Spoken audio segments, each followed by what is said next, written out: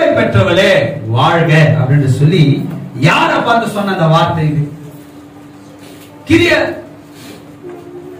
பாருங்க, 26ஆம் வசனத்தை வாசிப்போம்.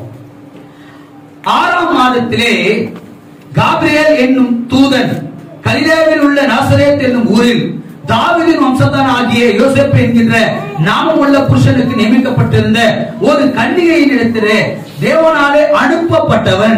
அந்த கன்னிகையை பேர் மரியாள். அவள் இருந்த வீட்டிலே தேவ தூதன் பிரவேசித்து, கிருபை பெற்றவளே வாழ்க, கர்த்தர் உன்னுடனே கூட இருக்கிறார், ஸ்திரீகளுக்குள்ளே நீ ஆசீர்வதிக்கப்பட்டவள் என்று அன்றைக்கு மரியாளை பார்த்து சொன்ன அந்த வார்த்தை தான் கிருபை பெற்றவளே நீ வாழ்க. இந்த கிருபை கூட 117ஆவது சங்கீதத்துல பார்த்தோம், நம்மேல் வைத்திருக்கிற கிருபை பெரிது. ஆனா இந்த அம்மாவுக்கு ஸ்ட்ரைட்டா வருது. எங்க இருக்கு? கேப்ரியேல் தூதன் வராரு. வந்த அந்த அம்மா இரவுல அந்த அம்மா வீட்டுல இருக்கும் பொழுது அந்த அம்மா பார்த்து சொல்லக்கூடிய, மரியாதை பார்த்து சொல்லக்கூடிய அந்த வார்த்தை கிருபை பெற்றவளே வாழ்வு. நாம அது ஒரு அற்புதமான ஒரு காரியம். யாருக்கும் அந்த நாட்கள்ல கிடைக்காத ஒரு பாக்கியம், யாருக்கும் கிடைக்காத ஒரு பெரிய ஸ்லாக்கியம். கர்த்தருடைய தூதன், காபிரியேல் தூதன் யார் அனுப்புறாங்க? யார் அனுப்புறது? வசந்த வாசிச்சீங்களே, யார் அனுப்புனது அந்த தூதனை? கர்த்தர் அனுப்புறார். கர்த்தர் அனுப்பின அந்த தூதன் சொல்லுகிறார், மரியாதை ஸ்திரீகளுக்குள்ளே, எப்படி யாருக்கு எதுக்குள்ள? ஸ்திரீகளுக்குள்ளே நீ ஆசீர்வதிக்கப்பட்டவளாம்மா. ஏன் அப்படி ஆசீர்வதிக்கப்படக்கூடிய என்ன காரியம் அப்படின்னா, இந்த வானத்தையும் பூமியை உண்டாக்கின தேவன் ஒரு உலகத்தில் இருக்கக்கூடிய ஒரு பெண்மணியுடைய கருவில உருவாகும்படியாக கர்த்தர் கட்டளையிட்டு இருக்கிறார். யாருக்கு அந்த பாக்கியம் கிடைச்சிச்சு? மரியாளுக்கு கிடைக்குது. ஆனா இது இது பார்க்கும்போது நமக்கு ஒரு பெரிய சந்தோஷமா இருந்தாலும் கூட, அன்றைக்கு வாழ்ந்து கொண்டிருந்த மரியாளுடைய வாழ்க்கையில ஒரு பயங்கரமான ஒரு நமக்கு ஒரு ஆச்சரியம், பயப்படக்கூடிய ஒரு காரியமா ஆயிடுச்சு. ஏன்னு சொல்லிதான் நம்ம பார்க்க போறோம். அவள் இருந்த வீட்டிலே தேவதூதன் பிரவேசித்து, கிருபை பெற்றவளே நீ வாழ்க, உன்னுடனே கூட இருக்கிற ஸ்திரீகளுக்குள்ளே நீ ஆசீர்வதிக்கப்பட்டவள் என்று சொன்ன உடனே அந்த அம்மா என்ன பண்ணிருக்கணும்? நீங்களா என்ன பண்ணிருக்கீங்க? மேட்டர் தெரிஞ்சா சந்தோஷப்பட்டிருப்பீங்க. ஒருவேளை என்னடா திடீர்னு ஒருத்தர் வராரு நைட்ல, நம்ம எப்படி இருக்கும்? நம்ம ஆளுங்க சும்மாவே இருட்டுல நம்ம நேரம் எம்மா அப்படின்றீங்களா இல்லையா? பயம் இருக்கு. இருட்டு கரண்ட் ஆஃப் ஆச்சுன்னா தான் தெரியும் நம்ம ஃபெய்த் எல்லாம். அப்பதான் தெரியும். எங்க வீட்டுல நிறைய நடக்கும். ஆமா, கர்மம் பூச்சி பார்த்தா, பல்லி பார்த்தாலும் பயமா நடக்கும். உங்க வீட்டுல எல்லாம் எப்படி எனக்கு தெரியல. கரண்ட் ஆஃப் ஆயிடுச்சுன்னா ஒரு சில பேர் எல்லாம் ஐயோ அம்மா எதுவும் போய் காட்டுல விட்ட மாதிரி. சில பேர் எல்லாம் கதவு எல்லாம் திறக்க மாட்டாங்க. போன வாரத்துல ஒரு வீட்டுக்கு போனோம், கதவு நீங்க தட்டா திறக்காது எங்க ஒய்ஃப், நான் சொன்னாதான் திறப்போம் அப்படின்றாரு. ஏன் கேட்டா குரலை கேட்டா திறப்பாங்க. ஏன்னா முந்த நேரத்தை ஒரு திருவிழா வந்துட்டு போனேன் அந்த தெருவுல. அந்த மாதிரி எல்லாம் வீட்டுல கூட இருக்குது. சரியா? அப்போ இந்த அம்மாவுக்கு யாரா இருந்தாலும் பயப்படுவாங்க. ஏன்னா பெண்கள் எப்பொழுதுமே எப்படிப்பட்டவங்க, பேச்சுல வேணும்னா தடகாத்திரமா பேசிடுவாங்க. ஆனா தனியா விட்டானா சொத்திரம் சொத்திரம் ஏசுரத்தஞ்சம் ஏசுரத்தஞ்சம் ஏசுரத்தஞ்சம் ஏசுரத்தஞ்சம். வீட்டுக்காரர் வர்ற வரைக்கும் ஏசுரத்தம் செய்யும். வீட்டுக்காரர் வந்தவொடனே ஏசுரத்தம் செய்ய இருக்காரு, போயிடுறோம். ஏன் அவதாங்கிறாரு, நமக்கு என்ன பயம் அப்படின்ற. அப்போ இந்த அம்மா வீட்டுல தனியா இருக்கிறாங்க, உட்கார்ந்து இருக்கிறாங்க. யாருக்கு இந்த அம்மா நிச்சயம் பண்ணப்பட்டு இருக்கிறாங்க? யோசேப்பு என்கின்ற தாவீது வம்சத்தால் வந்திருக்கிற யோசேப்புக்கு யார நிச்சயத்தை பண்ணிருக்கிறாங்க? மரியாதை நிச்சயம் பண்ணிருக்கிறாங்க. இப்ப நிச்சயம் பண்ணப்பட்ட ஒரு ஸ்திரீ கல்யாணம் ஆகல. நான் போன வாரத்துல பார்த்தோம், எலிசபெத் சகரியாவுடைய வாழ்க்கையில பல வருஷம் திருமணமாகி வயது முதிர்ந்தவர்களாய் ஆன பொழுது, அவர்களுக்கு பிள்ளை பெறக்கூடிய எந்த வாய்ப்பு இல்லாத பொழுது, அவர்களுக்கு அந்த வாய்ப்பு தேவதூதனால் சொல்லப்பட்ட அந்த வார்த்தை நிறைவேறிச்சு. ஆனா இங்க மேரேஜே ஆகல, இன்னும் என்கேஜ்மெண்ட் தான் முடிஞ்சிருக்குது, எந்த ஒரு உறவுமே கிடையாது. இதனுடைய கலாச்சாரத்துல கணவர் முகத்தையும் பார்க்க மாட்டாங்க, மனைவி முகத்தையும் பார்க்கக்கூடிய அந்த வாய்ப்பே இருக்காது அவனுடைய கல்ச்சர்ல. அப்போ இந்த அம்மாவுக்கிட்ட வந்து சொல்லக்கூடிய ஒரு காரியம், கிருபை பெற்றவர்களே நீ வாழ்க அப்படின்னு சொன்னோன்னு, இது என்ன நடக்குது இங்க? நீ ஸ்திரீகளுக்குள்ளே ஆசீர்வதிக்கப்பட்டவன்றாங்க, என்ன விஷயம் ஒண்ணும் புரியல இந்த அம்மாவுக்கு. அப்போ சொல்லும் பொழுது அந்த அம்மா என்ன பண்ணிருக்கோம், வாழ்த்துறாங்க இல்லையா, ஒரு கிரீட்டிங்ஸ் கொடுக்குறாங்க. அம்மா நீ வாழ்கமா அப்படின்னு நம்மள வாழ்த்துறாங்க. நம்மள வாழ்த்துறவங்களுக்கு என்ன இருக்கும்? ஒரு சாதாரணமான ஒரு பெண்மணி தானே நான், என்ன வாழ்த்துறவர்களுக்கு எனக்கு என்ன தகுதி இருக்குது அப்படின்னு யோசிச்சுட்டு இருக்கிறாங்க அந்த அம்மா. அப்போ தேவதூதன் சாதாரணமா சொல்லிட்டாங்க இந்த வார்த்தை.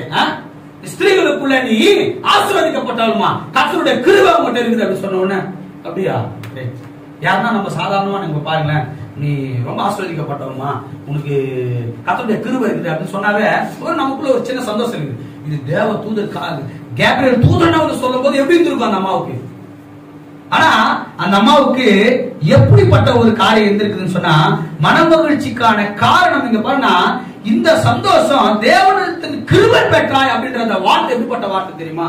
எங்க இது வாசிங்கள, தேவனிடத்துல கிருபை பெற்றார்.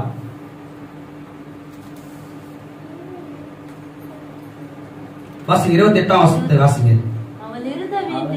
அவள் இருந்த வீட்டில் தேவதூதன் பிரவேசித்து, கிருபை பெற்றவளே வாழ்க, கர்த்தர் உன்னுடனே இருக்கிறார், ஸ்திரீகளுக்குள்ளே நீ ஆசீர்வதிக்கப்பட்டவள். இவனா என்ன சொல்றா, கிருபை பெற்றவளே, கிரேஸ், உங்களுக்கு பெரிய பாக்கியம் பெற்றவள் நீ அப்படின்னு சொல்றாங்க.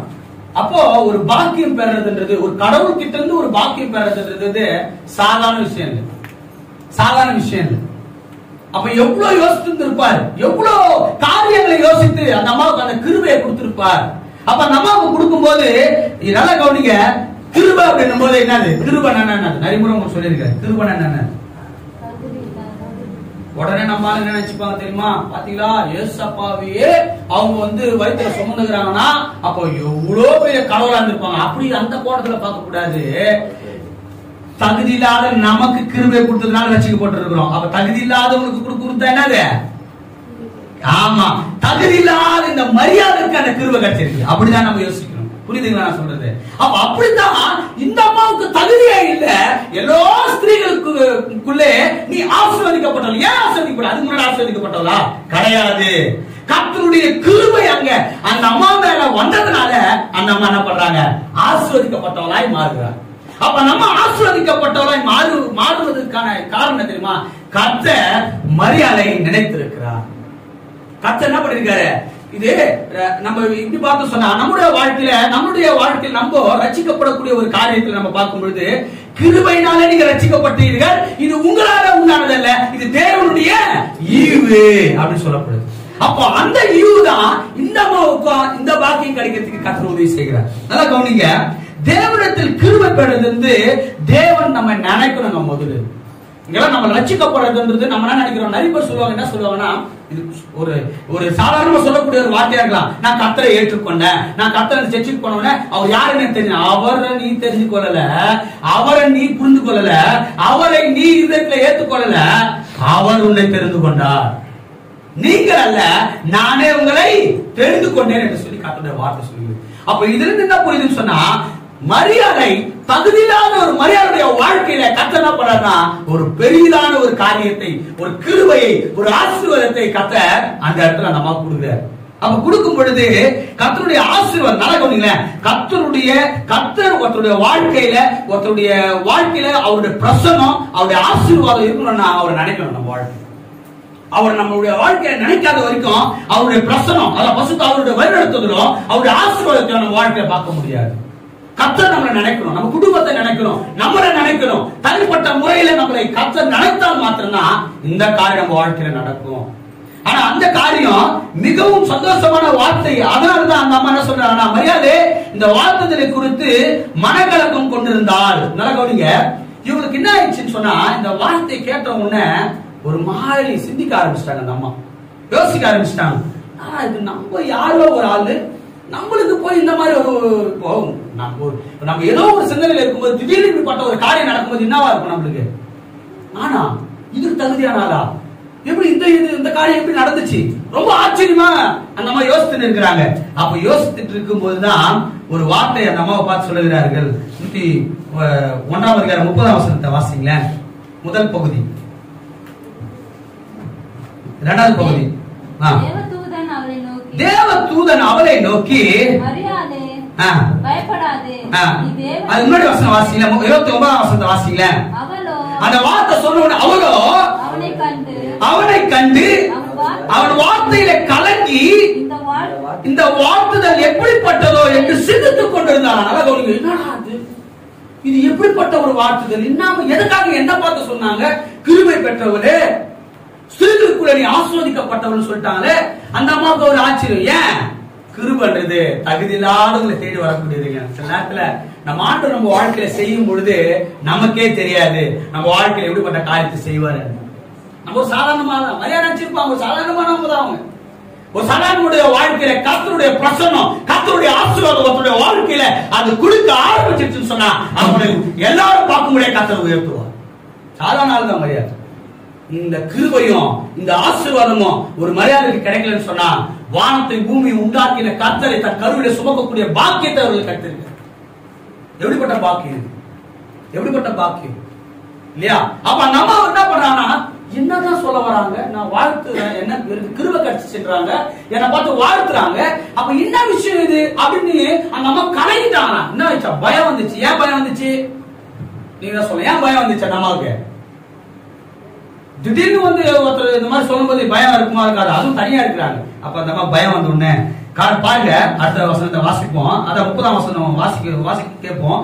தேவதூதன் அவளை நோக்கி, மரியாதை நீ பயப்படாத, நீ முதல் நீ பயப்படாத, நீ தேவனிடத்தில் கிருபை பெற்றா. மறுபடியும் சொல்றாங்க, தேவனிடத்தில் என்ன பெற்றிருக்கிற? உனக்கு கிரேஸ் கிடைச்சிருக்கு, கவலைப்படாத, பயப்படாத. நீ பயப்படாத காரியம் இல்லை, நீ பயப்படக்கூடிய காரியம் இது கிடையாது, நீ பயப்படாத அப்படின்னு சொல்லி ஆண்டவர் பண்றாரு. சொன்னா அந்த தேவதூதன், நீ தேவனிடத்துல கிருபை பெற்றார். தேவனிடத்துல கிருபை பெறுறதுன்றது தேவனுடைய ஆழமான ஒரு வார்த்தை. நல்லா கவனிங்க, தேவனிடத்துல கிருபை பெறுறதுன்றது ரொம்ப ரொம்ப ஆழமான ஒரு வார்த்தை. சாதாரணமா பார்க்கிற வார்த்தை இல்ல அது. தேவனிடத்துல இருந்து கிருபை பெறுறது. மனுஷன் கிட்ட இருந்து ஒரு உதவி பெற்றாலே நம்ம வாழ்க்கையில ரொம்ப சந்தோஷமா இருக்குது. அவங்க சொல்லிட்டாங்க, அவங்க கொடுக்கறேன்ட்டாங்க, அவங்க உதவி செய்யறேன்ட்டாங்கன்ட்டு நம்ம 4 பேருக்கு சொல்லுவோம். அவங்க எங்களுக்கு ரெக்கமெண்ட் பண்றேன்னு சொல்லிருக்காங்க, அவங்க எங்களுக்கு உதவி செய்யறேன்னு சொல்லிருக்காங்க, அவங்க இதுல பண்றேன். ஆனால் தேவனிடத்துல இருந்து ஒரு வேலை நம்மளுக்கு கிருபை கிடைச்சுச்சுன்னா அது எப்படிப்பட்ட ஒரு சந்தோஷம் இருக்கும். ஸ்ட்ரெயிட்டா ஒரு நம்மளுக்கு என்னன்னு, தேவனிடத்துல இருந்து உனக்கு கிருபை கிடைச்சிச்சுமா, நீ பயப்படாத. ஏன் பயப்படுற? நீ கலங்காத, தைரியமா இரு அப்படின்னு சொன்ன உடனே அந்த அம்மா என்ன பண்றான்னு சொன்னா பாருங்க, 31ஆம் வசனத்தை வாசிங்களேன். இதோ நீ கர்ப்பவதியாகி குமாரனை பெறுவாய். எவ்வளவு வேத வல்லுநர்கள் சொல்றாங்க, இந்த மேசியா பிறப்பார் என்று சொல்லி அன்றைக்கு அநேக தீர்க்கதரிசி மூலமா உரைத்தது. யார் வயிற்றுல பிறப்பாரோ, எங்க பிறப்பாரோ, எந்த மாளிகையில பிறப்பாரோ, எப்படிப்பட்ட ஒரு ஸ்திரீயினுடைய இடத்துல பிறப்பாரோ அப்படிலாம் நினைச்சிருந்தாங்க. ஆனா அந்த வாய்ப்பு இந்த அம்மாவுக்கு கிடைக்கிற இந்த அம்மாவோட நினைச்சு பார்த்திருக்க மாட்டாங்க வாழ்க்கையில. எப்பேற்பட்ட ஒரு அற்புதமான தெய்வத்தினுடைய மகத்துவம் எங்க பிறகுதுன்னு சொன்னா, அம்மா உன் வயத்துல உனக்கு கர்ப்பம் உண்டாகி நீ ஒரு குமாரனை பெறுவாய். அவருக்கு என்னன்னு பேரிடுவ? இயேசு. இயேசு என்ற என்ன அர்த்தம்? ரட்சகர், விடுவிக்கிறவர், மீட்பர். ஏகப்பட்ட அர்த்தம் இருக்குது. அப்படிப்பட்ட தெய்வத்தினுடைய பேர் இந்த பேர் தான் இயேசு என்கின்ற பேரை நீ வைமா. உடனே என்ன ஆயிடுச்சு, நமக்கு பயங்கரமா யோசிச்சுட்டு இருக்காங்க. தற்போது குமாரனை பெறுவாய், அவருக்கு இயேசு என்று பெயரிடுவாயாக. அப்ப பாத்தீங்கன்னா அவர் எப்படி இருப்பாரு சொல்றது 32ஆம் வசனம் பாருங்க. அவர் பெரியவராய் இருப்பார், உன்னதமானவருடைய குமாரன் எனப்படுவார். கர்த்தராகிய தேவனுடைய பிதாவாகிய தாவீதின் சிங்காசனத்திலே அவருக்கு கொடுப்பார். அப்பா, தாவீதுக்கு அப்புறம் ஒரு ராஜா வரப்போறாரு காத்துட்டு இருக்கிறாங்க, ஒரு பெரிய வம்சமே. அது வரைக்கும் ஒரு கர்த்தருடைய வார்த்தை இல்ல, ஒரு பேச்சு இல்ல, ஒண்ணுமே இல்ல அவங்களுக்கு. ஆனா யார் மூலமா வருது அந்த வார்த்தை? மரியாதை இடத்துல கிடைக்குது அந்த வார்த்தை. என்னன்னு, தாவீதுடைய சிங்காசனத்தில அவர் உட்கார செய்யக்கூடிய அப்படிப்பட்ட மகத்துவமானவர் உன்னுடைய வயிற்றுல பிறக்க போறாரம்மா அப்படின்னு சொன்ன உடனே எப்படி இருந்திருக்கும் யோசித்து பாருங்க. ஆனா இதுல ஒரு காரியம் உண்டு, நம்ம யோசிக்கணும். இந்த அம்மாவுக்கு இப்படி சொன்ன உடனே சந்தோஷப்படக்கூடிய பெரிய ஒரு சந்தோஷம். ஆனா இதுல ஒரு கஷ்டம்ன்றதை விட இதுல ஒரு ஏற்றுக்கொள்ள முடியாத ஒரு காரியம் ஒன்று இருக்கு. என்ன சொல்லுங்க, மேரேஜ் ஆகல, இது இந்த அம்மாவுக்கு மட்டும் தான் சொல்லி இருக்கிறாங்க. ஒரு என்கேஜ்மெண்ட் ஆகிதான் இருக்குது, நிச்சயதார்த்தம் மட்டும் தான் ஆயிருக்குது. அப்படிப்பட்டவங்க கணவர் கூட சேரவே இல்லை. ஆனால் இவர்கள் தருவோடு ஒரு தாய் ஒரு கர்ப்பத்துல சுமந்து கொண்டு இருக்காருன்னு சொன்னா அந்த நாடு எப்படி பார்க்கும்? யோசித்து பாருங்க, எப்படி பார்க்கும்? ஏத்துப்பாங்களா? யோசிப்பு ஏத்துப்பாரா? அவங்க அத்தை ஏத்துப்பாங்களா? அவங்க சொந்தக்கார ஏத்துப்பாங்களா? அவங்க சபையார் ஏத்துப்பாங்களா? அன்னைக்கு என்ன சட்டம் தெரியுமா? அந்த மாதிரி நீங்க போயிட்டு லேவியராகமம் புத்தகத்தை நீங்க படிச்சீங்கன்னு சொன்னா அந்த மாதிரி நிச்சயமானவர்கள் தப்பான உறவுல யாராவது ஒரு இடத்துல தப்பான உறவு வைத்து இப்படியாய் கர்ப்பம் தரித்தால் அவர்களை கல்லெறிந்து சாகடிக்க வேண்டும் என்று சொல்லி வேலை அந்த நியாயப்பிரமாணத்தின் சட்ட பிரகாரமா. அப்போ அந்த அம்மா எவ்வளவு பயங்கரம் யோசிச்சு பாருங்க, பயப்படுறாங்க. ஆனா என்ன சொல்றாங்க, பெரிய பாக்கியம். என்ன பாக்கியம்? யாருக்குமே கிடைக்காத ஒரு பாக்கியம் மரியாதை கிடைக்குது. எப்பா இவரு ரட்சகர் என் வயிற்றுல பிறக்கிறார், இயேசு என்று பேரிடுவாயாக, இவர் உன்னதத்துல பெரியவரா இருப்பார், அவர்தான் பெரியவர், அதனால அவர் உன்னதத்துல வீட்டில் இருப்பார் என்று சொல்லி அவர் இடத்துல சொல்றாங்க. அப்போ தேவதூதன் பிரதித்திரமாக பரிசுத்த 35வது வசனம் வாசிக்கல, 33வது வசனம் வாசிக்கல. அவர் யாக்கோபின் குடும்பத்தாரையும் என்றென்றைக்கும் அரசாளுவார், அவருடைய ராஜ்யம் முடிவில்லாது என்றான். அப்பதான் அந்த அம்மாவுக்கு ஒரு சந்தேகம் ஆகுதுன்னா, அது அந்த அம்மா நிச்சயம் பண்ணி இருக்கிறாங்க, ஒரு சந்தேகம் வருது. அந்த சந்தேகம் தான் என்னன்னு கேக்குறேன்னா, வசனம் வாசிக்கல. அதற்கு மரியாள் தேவதூதனை நோக்கி, இது எப்படி ஆகும், புருஷனை அறியேனே. தெரியல. சில நேரத்துல ஆண்டவருடைய பிரசன்னம், ஆண்டவரே வந்து சில காரியம் நம்ம வாழ்க்கையில செய்தாலும் அதை நம்மளால என்ன பண்ண முடியாது தெரியுமா? சில நேரத்துல நம்மளால புரிஞ்சுக்கவே முடியாது. உங்க வாழ்க்கையிலும் சரி, உங்க தனிப்பட்ட வாழ்க்கையில சரி, உங்க குடும்பத்த வாழ்க்கையில சரி, கர்த்தர் செய்வதற்கு முன்பாக எனக்கு எப்படி நடக்கும், இது எப்படி செய்யப்படும், இது எப்படி நடக்கும், இதெல்லாம் நடக்காது, இதெல்லாம் போய் எனக்கு நடக்குமா? நீ 1000 கேள்வியோடு இருக்கலாம். அதே மாதிரி மரியாதை கேட்டாங்க, இது எப்படி நடக்கும், இது எப்படிங்க நடக்கும்? அது கரெக்ட் தானே? அந்த அம்மா மனுஷ ரீதியா யோசிக்கிறாங்க. அந்த அம்மா ஒரு சில காரியத்தை நம்ம வாழ்க்கையில, நம்ம குடும்பத்தின் வாழ்க்கையில, தனிப்பட்ட வாழ்க்கையில உன்னால ஒரு அளவுக்கு மட்டும்தான் உன்னால சிந்திக்க முடியும். ஆனால் கர்த்தர் சிந்திப்பதை போல கர்த்தர் செய்வதை ஒருவன் என்ன பண்ண முடியாது, சிந்திக்க முடியாது. அதுதான் ஆண்டவருடைய செயல்கள், அதுதான் ஆண்டவருடைய மகத்துவம், அதுதான் நம்மளால நம்ப முடியாத அற்புதமான காரியங்களை செய்யக்கூடியவர் தான் நம்முடைய தேவன். இல்லாதவர்களை இருக்கிறவர்களை அழைக்கிற தேவன் நம்முடைய தேவன். நம்ம சந்தேகம் என்ன, எப்படியா உண்டாகும்? உலகத்திலேயே முடியாத காரியத்தை முடியும் என்று செய்து முடித்தவர் நம்முடைய தேவன். நம்ம யாரு கல்யாணம் ஆகல, தனியா இருக்கிறாங்க, எப்படிங்க ஆகும்? நீங்க சொல்றதெல்லாம் ரைட், நான் ஏத்துக்கிறேன். ஆனா என் கருவுல ஒரு குழந்தை உண்டாக வேண்டும் என்று சொன்னார், எப்படி நடக்கும்? நானே ஒரு கன்னியா இருக்கிறேனே, ஒரு கன்னிய இருக்கிறேனே, அப்போ என்ன எப்படி என் வயிற்றுல கருவுல எப்படி ஒரு குழந்தை உண்டாகும்? கேட்க எப்படி ஆகும்? இந்த அம்மா கருவுக்கா கேட்கறாங்க எப்படி ஆகும்ட்டு. நிறைய பேர் நம்முடைய வாழ்க்கையிலும் நிறைய கேள்வி ஆண்டவர்கிட்ட கேட்டு இருக்கோம். என்னன்ட்டு, என் வாழ்க்கையில எப்படி நடக்கும், என் வாழ்க்கையில நடக்குமா, இது என் வாழ்க்கையில செய்வார் ஆண்டவரு? நிறைய பேர் உங்களை பார்த்து கேட்பான், உன் வாழ்க்கையில நடக்குமா, நீ எல்லாம் ஆகுவியா, நீ எல்லாம் உனக்கு போய் நடக்குமா, அது நீ போய் இவ்வளவு பேரால வருவியா அப்படின்னு உன்னை பார்த்து ஏராளமா பேசலாம், உன்னை பார்த்து ஒரு மாதிரி நினைக்கலாம், 1000 காரியம் உடத்த சொல்லலாம். ஆனா உனக்கு பதில் சொல்ல கூட உன்னால முடியாம கூட நீ நிக்கலாம். நமக்கு பதில் சொல்ல முடியல, அது ஏத்துக்க முடியல, அதனால கேள்வி கேட்கறாங்க. என்னன்ட்டு, இது எப்படி ஆகும், எப்படி ஆகும் ஆண்டவர்? எப்படிங்க தேவதூதன் பாருங்க, எப்படி ஆகும்? நீங்க எல்லாரும் ஓகே, ஆசீர்வதிக்கப்பட்டவர்ன்றீங்க, கிருபை பெற்றவர்ன்றீங்க. நிறைய நேரத்தில் நம்மள அப்படிதானே, நீங்க ஏசப்பான்றீங்க இல்ல, நம்ம நேரத்தை சொல்றாங்களா இல்லையா? ஆண்டவர் போயிட்டு இருக்கிற, கோயிலுக்கு போயிட்டு இருக்கிற, உபாசம் போயிட்டு இருக்கிற, ஆண்டவர் ஆராதனை, ஐயோ நான் ஜெபிச்சாகணும், இந்த நேரத்துல நான் ஜெபிக்கணும், இந்த நேரத்துல நான் பைபிள் படிக்கணும், 1000 காரியம் செய்யறப்பா, இன்னும் நடக்கலையே, எப்படி நடக்கும்? அறிமுறை கேட்கறோம் இல்லையா? நம்ம வாழ்க்கையில சில நேரத்துல வேதனையில இருக்கும் பொழுது, சில நேரத்துல துக்கத்துல இருக்கும் பொழுது, எல்லாருக்கும் நடக்கும்போது நமக்கு நடக்காமல் இருக்கும் பொழுது, எல்லாரும் சந்தோஷப்படுகிற காலங்கள் வரும் பொழுது, நாம் சந்தோஷப்படாமல் இருக்கும் பொழுது, பல கேள்விகள், பல சூழ்நிலைகள் மத்தியில ஆண்டவரை பார்த்து நாமும் கேட்கிறோம், என் வாழ்க்கையில எப்படி ஆண்டவரே நடக்கும்? நம்மளும் கேட்கிறோம். அந்த மாதிரிதான் கேட்கிறான். யாரு மரியாதை, எப்படி ஆகும், எப்படிங்க ஆகும்? தேவதூதனை கேட்டதும் ஒண்ணுதான், ஆண்டவரை பார்த்து கேட்டதும் ஒண்ணுதான். அம்மாவா இல்லையா? ஏன் ஆண்டவர் அமிச்சதே தேவதூதனை யாரு? ஆண்டவர் தான். ஆண்டவரை பார்த்து நம்ம கேள்வி கேட்கிறோம், என்னன்ட்டு, எப்படி ஆகும்? அடுத்த வார்த்தை, இந்த உலகத்தையே மாத்தி எழுதின அந்த வார்த்தை, நம்முடைய வாழ்க்கையிலும் மாத்தி எழுதக்கூடிய அந்த வார்த்தை, மெய் தேவனுடைய வார்த்தை. வாசிங்களேன், தேவதூதன் அவனை நோக்கி பிரதித்திரமாக,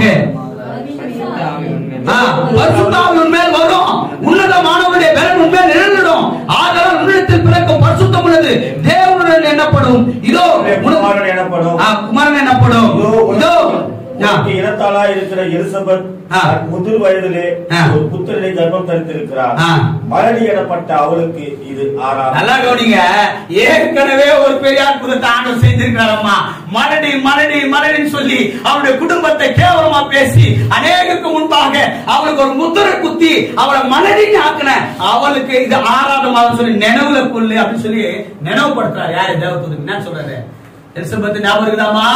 நீங்க எல்லாரும் ஊரெல்லாம் பேசிருந்தாங்களே, அந்த அம்மாவுக்கு குழந்தை இல்ல இவங்க எல்லாம் ஆசிரியர்களா, இவங்க எல்லாம் மத்தவங்களுக்கு ஜெபிக்கிறவங்களா? மத்தவங்களெல்லாம் பேசுவாங்க. நல்லா கவனிங்க, நம்ம வாழ்க்கையில இதெல்லாம் நடக்குமா? இவங்க வாழ்க்கையில நடந்திருக்கு, நம்ம வாழ்க்கையில நடக்கும். நல்லா கவனிங்க, உன்னுடைய குறைகளை பார்த்து, உனக்கு நடக்காத காரியத்தை பார்த்து, உன்னை பார்த்து, உன் குடும்பத்தை பார்த்து, உன்னுடைய வாழ்க்கையை பார்த்து சில பேர் ஒரு மாதிரி யாரமா பேசுவாங்க. கிறிஸ்தவ வாழ்க்கை. ஆண்டவர் சொல்லிட்டாரு இல்லையா, பட்டை மரத்துக்கு எப்படின்னா பச்சை மரத்துக்கு எப்படின்னா உங்களுக்கு எப்படியோ அப்படின்னு ஆண்டவர் சொல்லிட்டாரு. ஆண்டவரை குறை சொன்னாங்களா இல்லையா? ஆண்டவரை பல துக்கப்படுத்தினாங்களா இல்லையா? ஆண்டவரை ஏளனமா பேசினாங்களா இல்லையா? அதெல்லாம் நடக்கும் நம்முடைய வாழ்க்கையில. ஆனால் அதன் மத்தியில நீ கர்த்தருக்கு முன்பாக நீ எப்படி நிக்கிற, அதான் ரொம்ப முக்கியம். மரியாதை கேட்கிறாங்க, எப்படிங்க ஆகும்? எதுவுமே நடக்கல, குழந்தை பொறுக்கின்றீங்களா, எப்படிங்க ஆகும் அப்படின்னு சொல்லும் பொழுது, எலிசபெத்னு ஒரு அம்மா இருந்தாலே, அந்த அம்மா மலடி சொல்லி ஊரெல்லாம் பேசினாலே, அந்த அம்மாவுடைய வாழ்க்கையில ஒரு குழந்தையை தந்து மலடி என்றுடைய வாழ்க்கையில இது 6ஆவது மாதம் குழந்தை இருக்குதுமா. தெரியுமா உனக்கு? அந்த அம்மாக்கு ரிவென்ட் கொடுத்துட்டு சொல்றாங்க பாருங்க, தேவனாலே கூடாத காரியம், தேவனாலே கூடாத காரியம். எல்லாரும் சபையார் யாவரும் சொல்லுங்க, தேவனால கூடாத காரியம், தேவனால கூடாத காரியம் ஒன்றுமே இல்லை நம்முடைய வாழ்க்கையில. நீ நினைக்கலாம் இது எப்படி ஆகும், அது எப்படி ஆகும், இது எப்படி செய்வார், அது எப்படி செய்வார், என் பிள்ளையோட வாழ்க்கையில எப்படி செய்வார், என் கணவனுடைய வாழ்க்கையில எப்படி செய்வார், எங்களுடைய குடும்பத்தை காத்தல் எப்படி நடத்துவார். அவரால் கூடாத காரியம் ஒன்றுமே இல்லை. அவருடைய கிருபை, அவர் பரிசுத்த ஆவியானவர் வழி நடத்துதல். அதுக்கு முன்னாடி சொல்றாரு பாருங்களேன், அந்த வார்த்தை ரொம்ப முக்கியம். இதோ உன் இனத்தால இருக்க இது தேவதூதன் அவளுக்கு பிரதித்திரமாக பரிசுத்த ஆவி மேல வரணும், பிரசன்னம் வரணும். நம்ம வாழ்க்கையில என்ன வேணும்? கர்த்தர் ஆகாத காரியமாய் அது ஆக வேண்டும் என்று சொன்னா சும்மா சர்ச்சுக்கு வந்துட்டு போன முடியாது, சும்மா ஆண்டவருக்காக ஏதோ ஒரு செஞ்சுட்டு போன முடியாது. பரிசுத்த ஆவியானவருடைய பலனை பார்க்கணும் நம்ம வாழ்க்கையில. மரியாதை அந்த பலத்தை பார்த்தாங்க, பரிசுத்த ஆவியானவருடைய பலத்தை அவங்க பார்த்தாங்க. பரிசுத்த ஆவியானவர் உண்மையில வரும், உன்னதமானவருடைய பலன் உண்மையில நிரந்தரம். ஆதலால் உன்னிடத்தில் பிறக்கக்கூடியது பரிசுத்தமுள்ள தேவனுடைய குமாரன் எனப்படுவார். நம்முடைய வாழ்க்கையிலும் எது ஆகாது, எது முடியாது, எது நடக்காது அப்படின்னு நம்ம நினைக்கிறோமோ அது யாரால முடியும் சொன்னா கர்த்தருடைய ஆவியானவராலே எல்லாம் செய்ய முடியும். அப்ப இது என்ன வேணும்? கர்த்தருடைய கிருபை நம்ம வாழ்க்கையில வேணும். கர்த்தருடைய பரிசுத்த ஆவியானவருடைய பலன் நம்ம கிட்ட இருக்கணும். அப்பதான் கர்த்தருடைய காரியம் எது முடியாது நினைச்சிருக்கியோ, எது சாதிக்க முடியாது நினைச்சிருக்கியோ, எது மேற்கொள்ள முடியாது நினைச்சியோ அதை ஆண்டவர் செய்வார். அதை செய்யணும்னு சொன்னா நம்ம வாழ்க்கையில நம்ம எப்படி இருக்கணும்? கர்த்தாவே உங்களுடைய கிருபை எனக்கு தாங்க. மரியாதை கேட்டாங்க என்ன சொல்லி, இது எப்படி ஆகும்? அதுக்கு மரியாதை இதோ நான் மரியாதை சொல்றாங்க பாரு. அடுத்த வார்த்தை நாம ஒரு வார்த்தை பாருங்க, அதற்கு மரியாள் இதோ நான் ஆண்டவருக்கு அடிமை, உன்னுடைய வார்த்தையின்படி எனக்காக கடவுள் என்றால் அப்பொழுது தேவதூதன் அவரிடத்திலே விசுவாசம். உடனே என்ன சொன்ன பாத்தீங்களா? ஆண்டவருக்கு அடிமை சபன் அவ கொடுத்துட்டா தானே நான் அடிமை, நீங்க என்னன்னா பண்ணுங்க ஆண்டவரே, ஏன்னா அப்படிப்பட்ட மகத்துவமான வாழ்க்கை என்னுடைய வாழ்க்கையில நடக்கணும்னு சொல்லி அவளை அடிமையாக ஒப்பு கொடுத்தா. நீங்க எவ்வளவு பேர் கொடுப்பீங்க அந்த மாதிரி? ஆண்டவர் உங்க வாழ்க்கையில செய்யணும். என் வாழ்க்கையில கர்த்தர் ஆகாத காரியம், முடியாத காரியம் என் குடும்பத்துல, என்னுடைய வாழ்க்கையில, என் தனிப்பட்ட வாழ்க்கையில கர்த்தர் செய்து முடிக்க வேண்டும் சொன்னார். தன்னை அடிமையாய் ஒப்பு கொடுக்க வேண்டும் கர்த்தரிடத்துல அவள் ஒப்பு கொடுத்தா. இந்த பிரசங்கம் நம்ம கிட்ட இருக்கணும். கர்த்தரிடத்துல ஒப்பு கொடுத்தாரா தன் வாழ்க்கையில நான் ஆண்டவருக்கு அடிமை சொல்ல முடியுமா? நம்ம தான் வேற இடத்துல எங்க அடிமையாக இருக்கோம். நம்ம எப்படி ஆண்டவருக்கு அடிமையாக கொடுக்க முடியும்? நிறைய பேர் வாயில சொல்லக்கூடாது, தன்னோட வாழ்க்கையை அர்ப்பணிக்க வேண்டும். அடிமைன்றது என்ன தெரியுமா? அடிமைன்றது என்ன அர்த்தம்? அடிமைனா என்ன? அவ்வளவுதான். வாழ்க்கையே உங்களுக்கு தான், வேற யாருக்கும் தர முடியாது. தன்னை ஆண்டவருக்கு முழுமையா ஒப்பு கொடுக்கிறது. ஆண்டவர் எப்படி செய்ய சொல்லுறாரோ, எப்படி நடக்க சொல்லுறாரோ, அடிமையில பார்த்திருப்பீங்க. அவங்க என்ன சொல்றாங்க அது மாதிரி தான் செய்வாங்க. அவங்க எங்க இருக்க சொல்றாங்க அங்கதான் இருப்பாங்க. அவங்க எங்க படுக்க சொல்ற அங்கதான் படுப்பாங்க. எதை சாப்பிட சொல்றாங்க அதான் சாப்பிடுவாங்க. எல்லா இடத்துலயும் இருந்துட்டு வந்து ஆண்டவருக்காக நிக்கிறதுன்றது அடிமை கிடையாது. கர்த்தருக்காக அர்ப்பணித்து வாழ்வது அடிமை. அந்த அம்மா நான் அடிமை ஆண்டவரே, நான் ஒப்பு கொடுக்கிறேன்.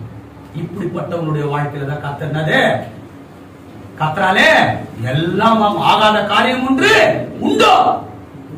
அந்த வாழ்க்கை உங்க வாழ்க்கையில நடக்கணுமா? உங்க வாழ்க்கையில கத்தருடைய மகத்துவத்தை பார்க்கணுமா? கத்தர் முடியாத காரியத்தை எதெல்லாம் நீ முடியாது நினைச்சிட்டு இருக்கிறியோ, எதெல்லாம் சாதிக்க முடியாது நினைச்சிட்டு இருக்கிறியோ, எதெல்லாம் உன் வாழ்க்கையில பார்க்க முடியாதுன்னு நினைக்கிறியோ, அவைகளெல்லாம் உன் வாழ்க்கையிலையும் கிருபைப்பட்டவளே வாழ்க்கை என்று சொல்லி அந்த தேவதூதன் போற்றுவது போல உங்க வாழ்க்கை பற்ற அநேக பிரமிக்கத்தக்கதாய் வாழ வேண்டும் என்று நினைக்கிறீங்களா? கத்தருக்கு அடிமையா ஒப்பு கொடுங்க. மரியாதை ஒப்பு கொடுத்தாங்க. ஆண்டவரே நான் அடிமை. ரெண்டாவது ரொம்ப முக்கியமான வார்த்தை என்ன வார்த்தை தெரியுமா? உங்களுடைய வார்த்தையின்படி. அது என்ன அர்த்தம் தெரியுங்களா? என்ன சொல்லுங்களேன், யாராவது தெரிஞ்சவங்க சொல்லுங்க. என்ன அர்த்தம் தெரியுமா? உங்க சித்தம் என் வாழ்க்கையில நடக்கட்டாங்க. என் சித்தம் இல்ல, உங்க சித்தம், உங்க வார்த்தை உங்க சித்தம் என் வாழ்க்கையில நடக்கட்டும். ஒப்பு கொடுக்கணுங்க நம்ம வாழ்க்கையில. சும்மா உலகத்துக்கு ஒரு ஒப்பு கொடுத்துட்டு, யாருக்காவது ஒப்பு கொடுத்துட்டு அந்த மாதிரி ஒரு எண்ணத்தோடு இருந்துட்டு ஆண்டவருக்கு வந்து இது நடக்கணும்னு சொல்லக்கூடாது. கர்த்தாவே நீர் உடைய சித்தம் என் வாழ்க்கையில நடக்கட்டும். நான் உங்க அடிமை. அடிமைன்றது கர்த்தருக்காக தன் வாழ்க்கையை அர்ப்பணிக்கக்கூடியது.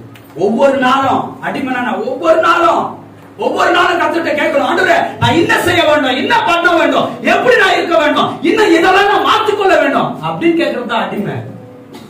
மரியாதையுடைய வார்த்தையில அந்த வார்த்தை மாத்திரம் எடுத்துக்கணும். எப்படி ஆகும்? கர்த்தரால ஆகாத காரியம் ஒன்று உண்டோ அப்படின்னு சொன்னது போல எல்லாம் ஆகுன்றது போல நம்ம வாழ்க்கையில நடக்கணும்னா நம்ம வாழ்க்கையில அடிமைத்தனம் இருக்கணும். அடிமையா கொடுக்கணும் நம்மள. இன்னைக்கு மரியாதை மிகப்பெரிய மகிழ்ச்சியை பெற்றுக் கொண்டார். காரணம் என்னன்னா தேவனுடைய கிருபை அவருடைய வாழ்க்கையில இருந்துச்சு. இரண்டாவது கர்த்தருடைய பிரசன்னம், பரிசுத்த ஆவியானவருடைய வழிநடத்துதல் அவர்கிட்ட இருந்துச்சு. மூன்றாவது காரியம் கர்த்தருடைய ஆசீர்வாதம், பிளெஸிங் அவரோட இருந்துச்சு. அதனாலதான் கர்த்தருடைய காரியம் அவர் வாழ்க்கையில நடந்துச்சு. இன்னைக்கு உங்க வாழ்க்கையில நடக்கணுமா? இன்னைக்கு உங்க வாழ்க்கையில கர்த்தருடைய காரியத்தை பார்க்கணுமா? இன்னைக்கு கர்த்தருடைய காரியம், கர்த்தருடைய பிரசனம், கர்த்தருடைய அந்த ஆசீர்வாதங்கள் என் வாழ்க்கையில நடக்க வேண்டும் என்று சொன்னா நீங்க என்ன பண்ணணும்னு சொன்னா, அத்தாவே உங்க கிருபை எனக்கு வேணும் ஆண்டவரே, உங்க ஆசீர்வாதம் எனக்கு வேணும் ஆண்டவரே. அது நம்ம செய்ய வேண்டிய ரெண்டு காரியம். அந்த அம்மா சொன்னாங்க பாத்தீங்களா, இது எப்படி ஆகுன்னு கேட்டாங்க. கர்த்தரால எல்லாம் ஆகுன்னு சொன்னாங்க. ஆனால் கடைசியா சொன்ன வார்த்தை என்ன சொன்னாங்க சொல்லுங்களேன்? நான் அடிமை, உங்க வார்த்தையின் பிரகாரம் அப்ப இன்னைக்கு நம்ம என்ன பண்ணணும்? அவங்க அடிமை ஆண்டவரே, நீ அடிமையா கொடுத்தனா உன் வாழ்க்கையில என்ன செய்யணுமோ அவர் செய்வார். நீ உன்ன நேரத்துல அடிமையா இருந்தனா அங்க என்ன நடக்குமோ அதான் நடக்கும். நிறைய பேர் ஆண்டவர்கிட்ட வருவாங்க, ஆனா ஆண்டவருக்கு இன்னும் அடிமை ஆகாதவங்க நிறைய பேர் இருக்கிறாங்க. நீ அந்த மாதிரி ஒரு ஆளா இருந்துறாரு. நீ ஆண்டவருக்கு அடிமை ஆகணும். அன்னைக்கு ஒப்பு கொடுத்தார்கள் பரிசுத்தவான்கள். அன்னைக்கு மரியாதை ஒப்பு கொடுத்தா தான் வாழ்க்கைய வாழ்க்கையில உன்னதத்துல வாசம் செய்யக்கூடிய உன்னதமான தேவன், பரலோகத்தில் ஆளுகை செய்து கொண்டிருக்கிற ராஜாதி ராஜா, ராஜாதி சிங்கம் அவர் பிறந்தாரு. யாரு? இயேசு கிறிஸ்து. அவர் பிறந்ததுனாலே இந்த சந்தோஷம், அவர் பிறந்ததுனாலே நமக்கு ரட்சிப்பு, அவர் பிறந்ததுனாலே நமக்கு சமாதானம், அவர் பிறந்ததுனாலே நமக்கு எல்லாமே இல்லையா? அப்படிப்பட்ட தெய்வத்தை பெற்றெடுப்பது எவ்வளவு பேர் ஒரு பாக்கியம். அப்படிப்பட்ட பாக்கியத்தை அவர்களுக்கு கொடுக்க வேண்டிய காரியம் என்ன? அடிமையா கொடுத்தா உன் வார்த்தை பிரகாரம் என் வாழ்க்கையில் நடக்கட்டும் சொல்லி கொடுத்தாங்க. இன்னைக்கு நீங்களும் அந்த மாதிரி கொடுத்தீங்கன்னு சொன்னா எது முடியாதோ, எது நடக்காதோ, எது செய்ய முடியாதோ நீ நினைக்கலாம் கேள்விக்குறி.